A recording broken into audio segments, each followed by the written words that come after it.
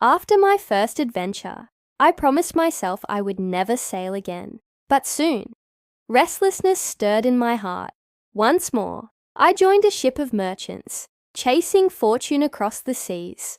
One fateful day, a fierce storm struck. Our ship was smashed against jagged rocks, and I alone was cast alive onto a distant shore. Weary and alone, I wandered until I came upon a great tree. Above me, I beheld something unbelievable. An enormous egg, larger than a house. It belonged to the legendary rock bird, a creature so vast, its wings could darken the sky. I knew if I stayed, the rock might devour me. So I hatched a daring plan. I took my turban, twisted it into a sturdy rope, and tied myself tightly to the bird's massive leg as it slumbered.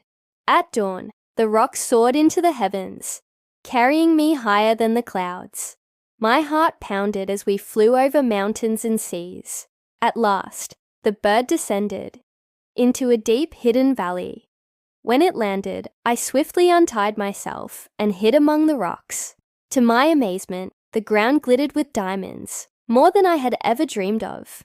But the valley was also filled with terrifying giant snakes, slithering among the precious jewels.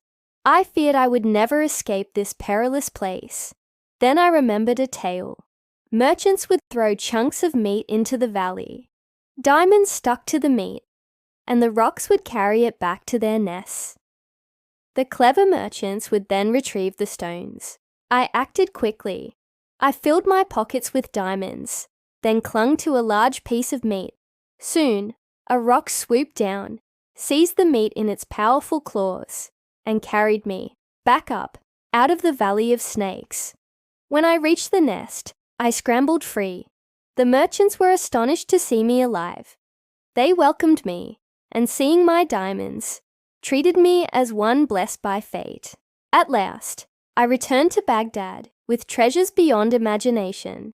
Yet I knew my wealth was not won by greed, but by courage and fortune. This is the second voyage of how I became wealthy.